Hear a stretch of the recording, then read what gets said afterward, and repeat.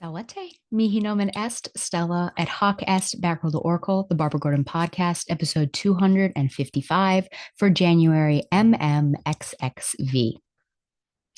Batgirl the Oracle is brought to you by MileHighComics.com, your new and collectible comic book store.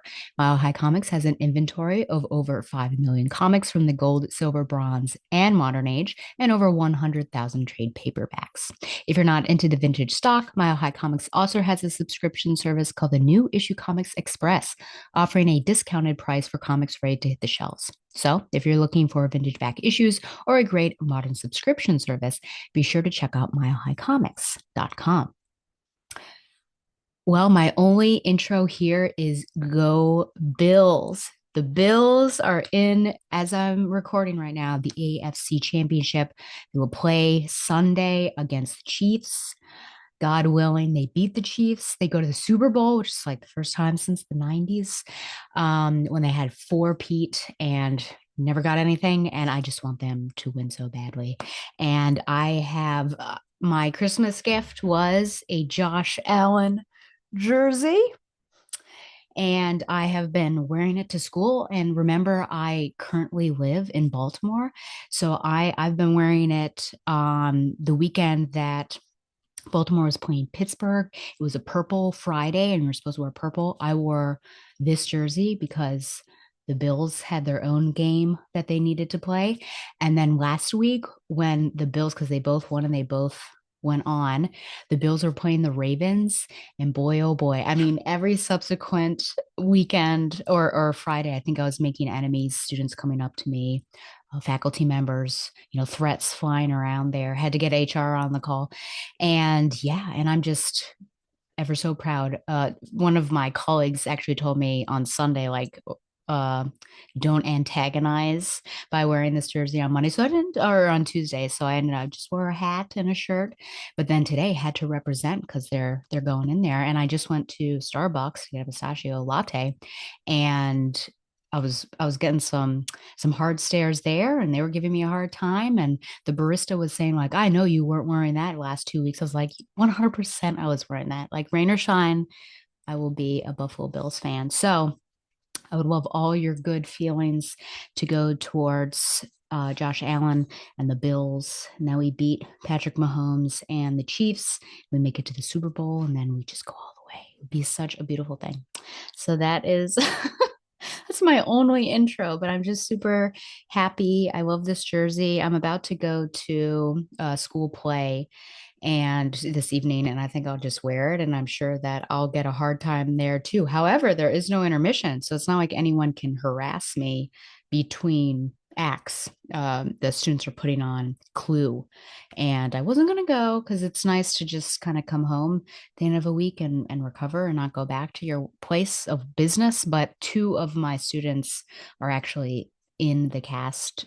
One is playing Professor Plum, and the other one is Colonel Mustard. So you got to support your students. You got to.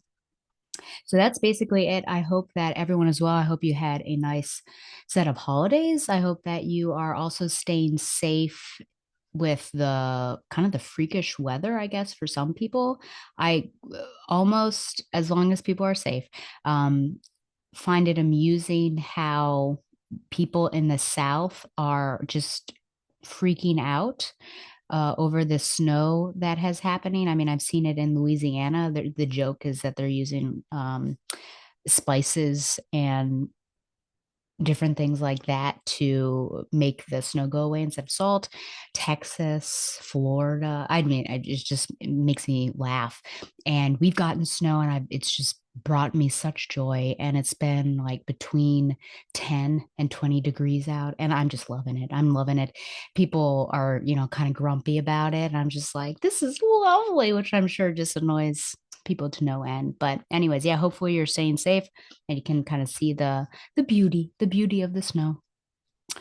Well, this episode, because I feel like I'm in podcast fatigue at all times now, but yeah, definitely had 4 episodes of various podcasts come out and be edited this month. And so this is going to be a quick one as well. I promise that at some point I'm going to get back to the vintage, because I think Batgirl that I'm on, that's about to end. And then Birds of Prey is kind of in its last maybe quarter or third at least. But we're just doing the two new issues here. And this will probably be the same next month too, because you can expect a shipper spotlight. And yeah, we'll see. So apologies, but this is just what the time that I have to offer. So we are going to look at Batgirl and Birds of Prey, and we'll start with Batgirl. This is Batgirl Volume 6, Number 3, Mother, Part 3 of 6, writer Tate Brombel, artist Takeshi Miyazawa, and colorist Mike Spicer.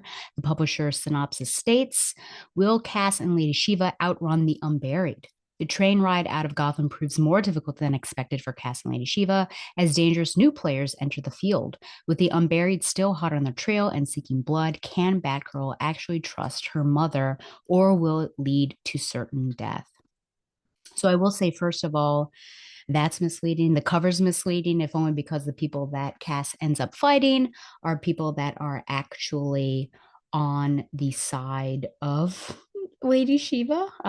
But, we always have to have fights between allies in one of the early acts before we actually get to the final act where everyone is working together. But I did really like this cover and seeing Cass and how constricted a space, how confining a space it is to fight on a moving train, and just her skills and her abilities in order to do that in such a confining space. And we'll see, I really love the art throughout this, but I think, I guess, double page splashes. How do you even say that? Two page splashes. I don't even know, but there are two-page splashes, two splash pages. My gosh, consecutively. That's probably my favorite part. So I did find it interesting. This picture that she has of the Bat family, and I love, first of all, that Cass is probably immediately, I would say, surrounded by Steph and Barbara, and Steph is, of course, being her goofy self and giving the bunny ears. But I do wonder, I mean, this is folded up. She pulls it out later again. Is this just something that she carries around, like um, those wallet-sized photos that our parents used to have of us, when we went and got our school pictures? And I'm surprised it's not actually more worn than it currently looks, but I just wonder if, like, that's something that symbolically for her, she's always carrying with her. I can see it. I can see it, but I do wonder how often she actually pulls it out. But here I think it's a good point to pull it out. I was actually talking to Donovan about this, and he at one point said, I think the whole time Cass is thinking, I hate Shiva, she's evil, she's a liar, I'm nothing like her. She's really worried about herself. The more she thinks she's nothing like Shiva and more like the Bat family, the more she can distance herself from her past, which I thought was really wise. And I think in this case she needs that physical reminder as well, given just how up in her face Shiva is this entire time. As I'm reading this first page and just how Cass is describing her mother, I'm not my mother. My mother is cruel. She lies, she toys, she provokes. Lady Shiva only hurts. Every wound and opportunity, every touch and manipulation. And yes, trying to separate herself. And again, going back to that, I am not my mother. I do wonder how what Cass says about Shiva would change for David Kane, her father. Would she say the same thing? I leave it up to you. I feel like it's pretty similar. I mean, there's probably a reason why these two got together. I think that they have similar ideas. But that was just something that struck me since we're just focusing on Shiva. But yeah, what would Cass say in this regard? There was an interesting part where, and yes, so Cass is repeatedly saying no, no, no, and Shiva says no, no, no. I know your vocabulary has advanced beyond that. Use your words, which I thought was interesting because that's one of the callbacks. I think there are multiple to the original Batgirl run, and yeah, no was the big word that she knows, KNOW. One of the questions is, Shiva calls out, she says, fail in combat, then blame your mother for a wounded ego, is it? And then kind of goes through, there will always be better, Cassandra. The second you let your guard down, the best will take you out. And Cassandra's saying no to all of this. And so I do wonder, I asked Donovan, I said, does she beat herself up for losing? Is her pride really wounded? And he said she hates to lose, but more so than that, she hates to fail. She sees it as failing her friends. And I think this makes sense once again because she is very much concerned with the people that she left, which was on the previous page. Babao and her grandsons hurt, maybe dead because of you. I left them because of you, my city, my family. So while the pride might be wounded, I think there is that greater concern for the other people. As we go through, and we kind of get obviously there's another fight scene between the two of them, but we get to know Shiva a little bit more from other people. And I think this is really interesting. In real life, this happens where you feel like you know someone, but then when you meet maybe friends that you have in common with or that you both, the friends have that middle person in common with you, that you get to see maybe another side to that person that you thought you knew. And I think that this is what's happening here. Jayesh.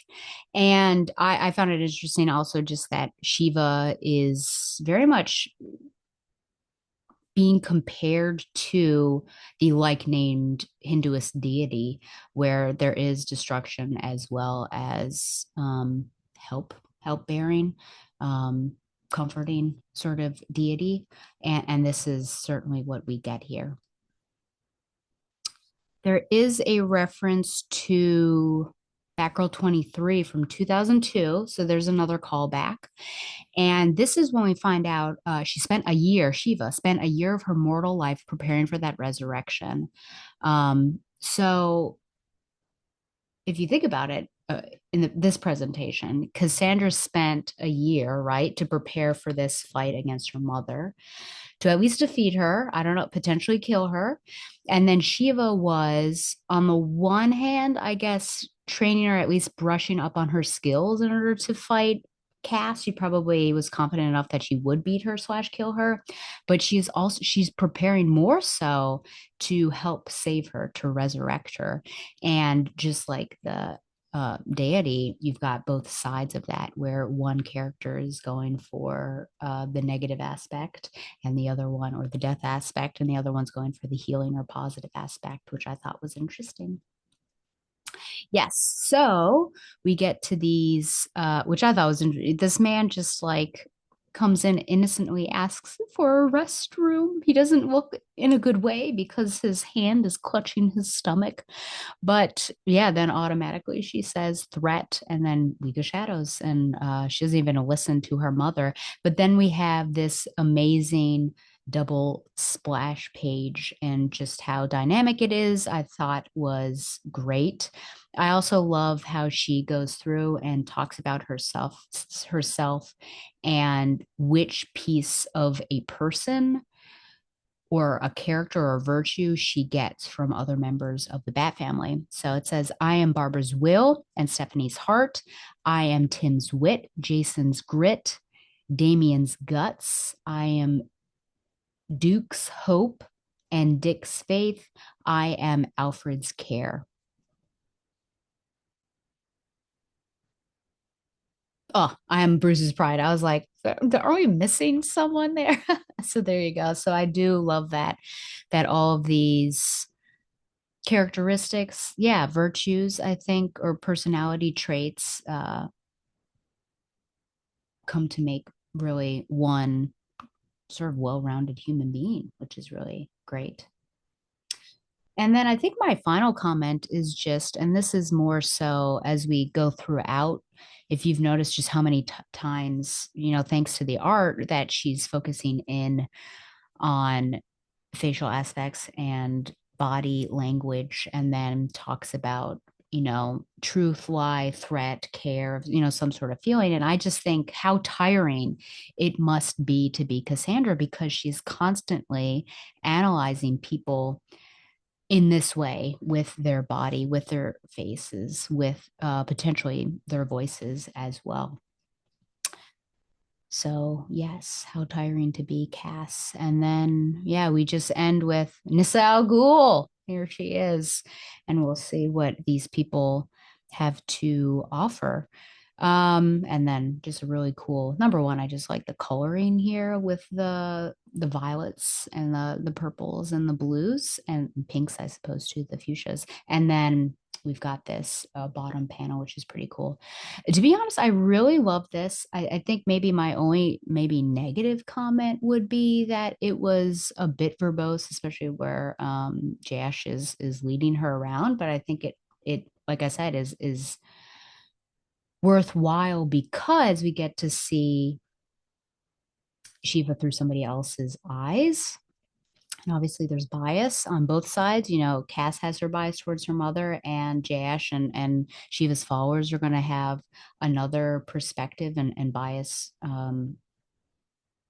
towards her in the positive way. But you start to pick up, oh, do I maybe not know this woman like I thought, or does she have the potential of being a certain type? So yeah, I think I would just give this a 10 out of 10. Mother daughter spats. I thought that it was great art wise as well as character wise. I think how they speak is really well done. Um, yeah, better than two. And then I guess we'll just hopefully go up from here, at least keep this high level of art here.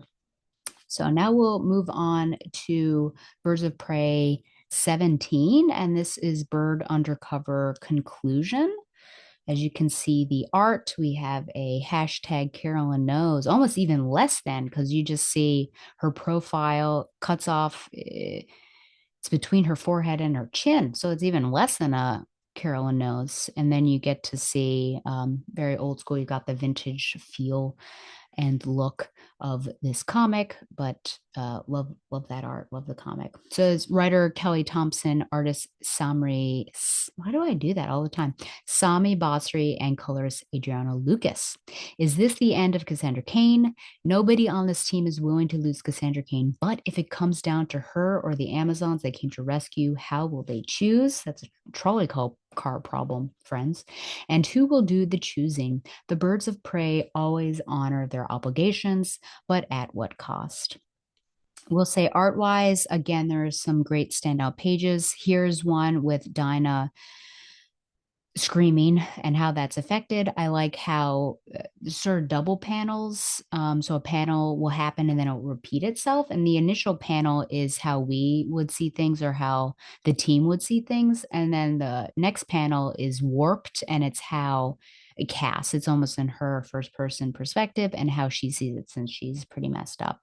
There's also a great, but simplistic, which I appreciate that right here, this silhouette of Dinah blasting somebody and then using that force to then, I think, lead the bad guy into, is that Grace maybe? And then Grace uppercuts them. So using teamwork and just again seeing, the choreography between the team and how they and the chemistry too, and how they are working together.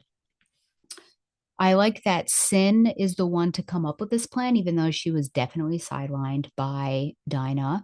But here, she's been trying to get help from people, really mystical people. She says Z, so I assume Zatanna, and no one else is really working. And so I appreciate that someone on the team who's told not to help out does not sit on her laurels and actually like comes up with an idea and then comes with Stella. So Stella is the one who helps out in the end, which they just appear at the end. They don't necessarily help too much, though Sin does wrap a couple perps up in the end with her green tentacles. I don't even know how to call it. Zane, as we see in this door frame, and then at the very end is where is a loose end. I'm Sure, we'll see him again. I don't necessarily care to.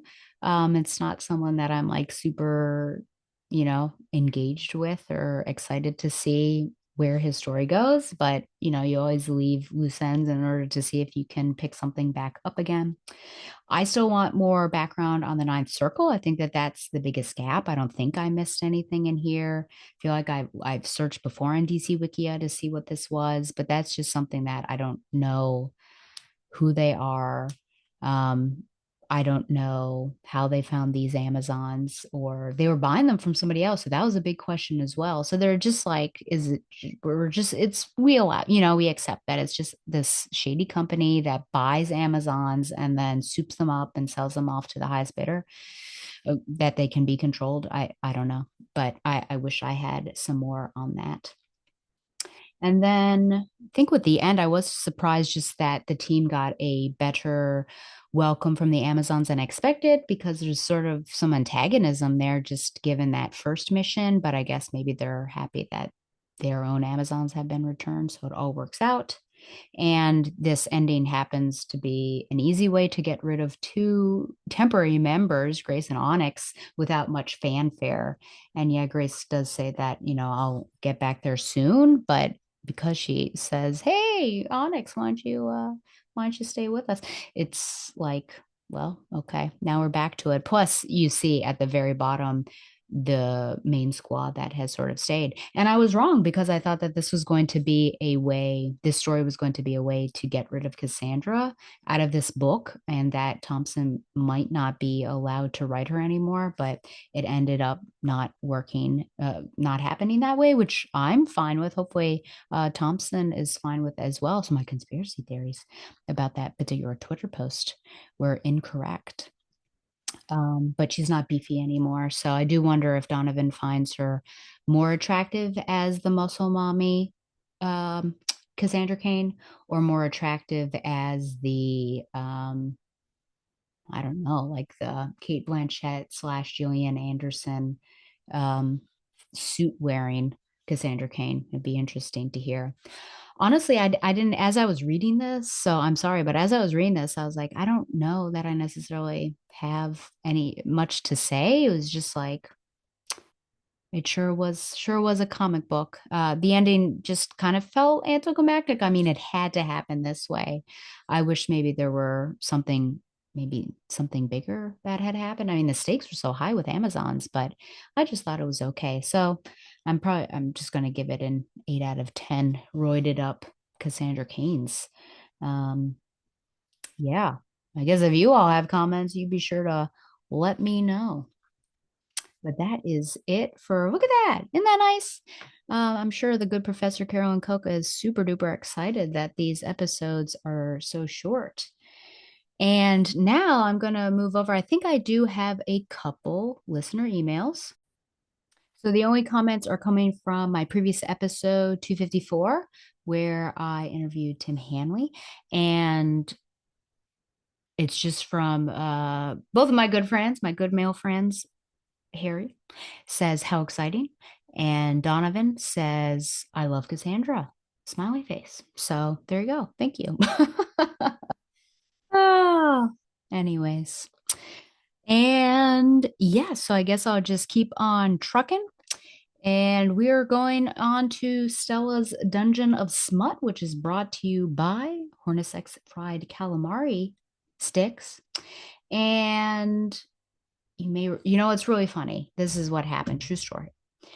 I was at a diner with my good friend Tom Panarese on the way back to Baltimore after Christmas. And I had told him that I was thinking in 2025, I was really not going to read much, of any, romance. I think like I have just exhausted everything. And he said, I hope you don't do that because it's amusing. And then I get a Christmas gift from Donovan, and three of the four items are romance novels. And so it's like, I have these grand plans, but other people are preventing me from doing it. So, but I do appreciate it. One was actually a cover of a book that is one of my favorite Al Kennedy's, um, The Chase. And I really wanted this one cover and just could not find it. And it finally came into a store and he got it for me. So I'm ever so appreciative.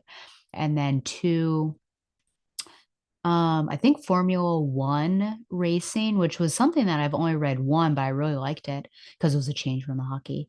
Haven't read those yet, but all that to say, Donovan is still making my drug habit continue. But I will talk about what I have read so far. Again, I'll try to keep you in the 4 stars and above, unless I feel like this is really worthwhile. Trying to think, I guess any of the late Decembers. I can't remember when last I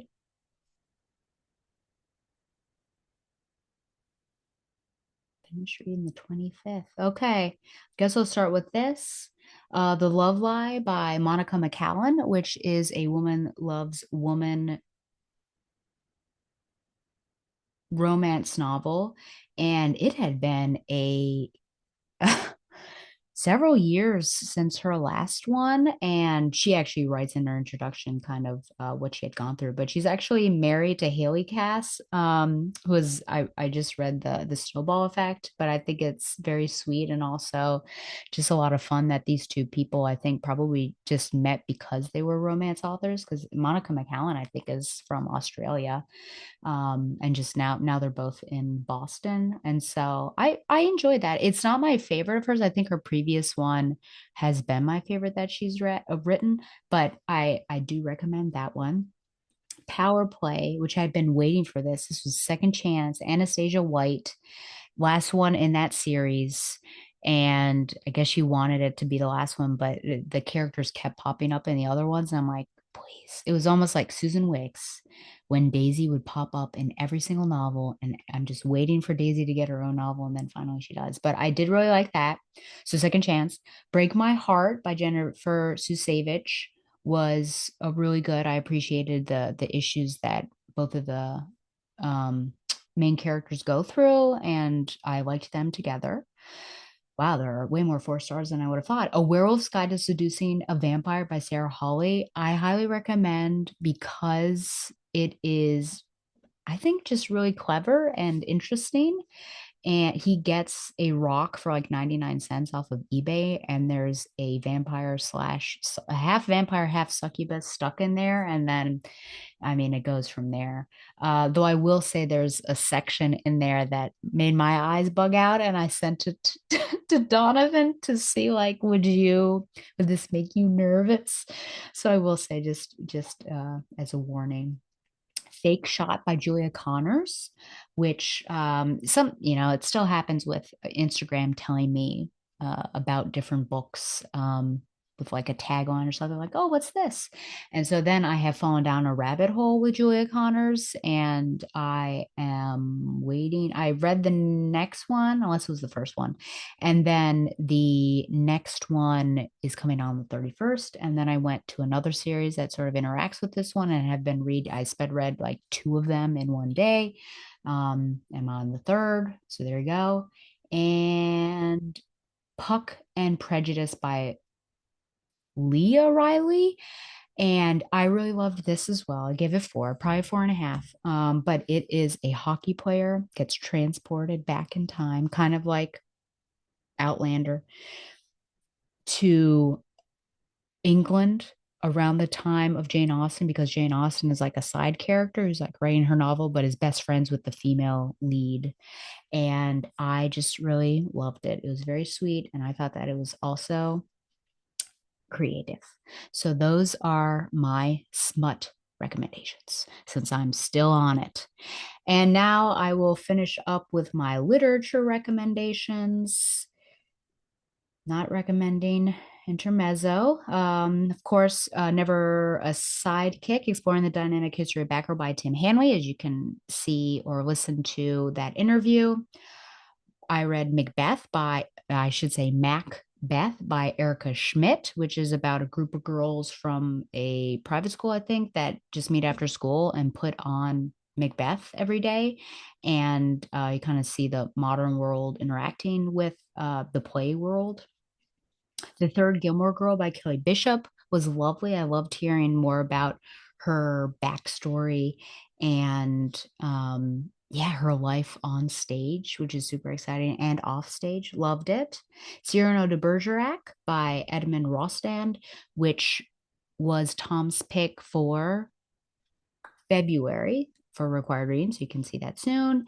And that's where we are. So that's it. Look at that. Wham, bam, thank you, ma'am, as they say. Can just light up a cigarette after this. Remember, you can send any questions or comments to backrollauracle@gmail.com.